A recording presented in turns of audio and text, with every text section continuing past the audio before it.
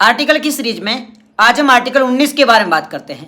Article 19 freedom of speech and expression यानी कि भाषण और अभिव्यक्ति की स्वतंत्रता के बारे में बात करता है। इसके अंतर्गत कुल 6 अधिकार है। पहले 7 अधिकार थे, परंतु संपत्ति के अधिकार को समाप्त कर दिया है। अब इसके अंतर्गत कुल 6 अधिकार है। 6 अधिकार कौन कौन से हैं? पहला अधिकार है भाषण और अभिव्यक्ति की स्वतंत्रता।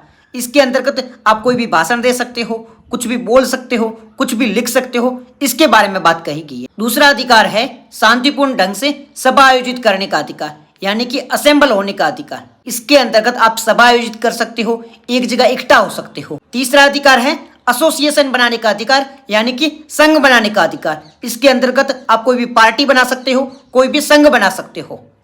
चौथा अधिकार है घूमने का अधिकार। इसके अंतर्गत आप देश में कहीं पे भी घूम सकते हो, किसी भी स्थान पर जा सकते हो। पांचवा अधिकार है किसी भी स्थान पर जाकर बसने का अधिकार, यानी कि आप देश के किसी भी राज्य की किसी भी जगह पर जाकर बस सकते हो। ये पांचवा अधिकार है। छठा है व्यापार करने का अधिकार। इसके अंतर्गत आप कोई भी व्यापार कर सकते हो, कोई भी धंधा कर सकते हो। और सातवां था प्रॉपर्टी का अधिकार, जो कि समाप्त हो चुका है। अब ये जो अधिकार है ये पूर्ण नहीं है, इन पर रिस्ट्रिक्शन लगाई जा सकती है, अर्थात इन पर प्रतिबंध लगाए जा सकते हैं। किन किन परिस्थितियों में प्रतिबंध लगाए जा सकते हैं?